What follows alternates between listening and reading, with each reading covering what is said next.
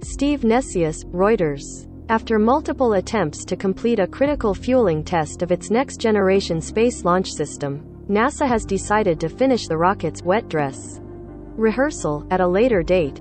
On late Saturday evening, the agency announced it would move the SLS off from its launch pad and back to the Kennedy Space Center's vehicle assembly building to give one of its gaseous nitrogen suppliers time to complete a critical upgrade. Nitrogen supply issues had delayed two previous countdown rehearsals, according to Space News.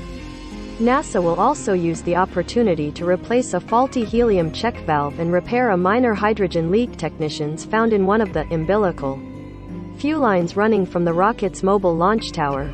During that time, the agency will also review schedules and options to demonstrate propellant loading operations ahead of launch, NASA said.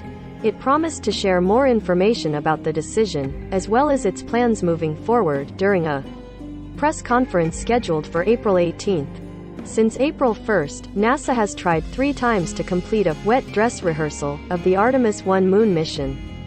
The test is designed to replicate the countdown procedure the SLS will undergo when the mission hopefully gets underway later this year.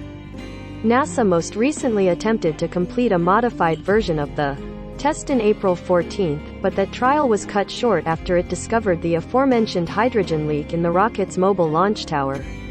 Initially, the agency left the door open for another attempt as early as April 21, but then had a change of mind. The delay may have a domino effect on the timeline for the Artemis 1 moon mission.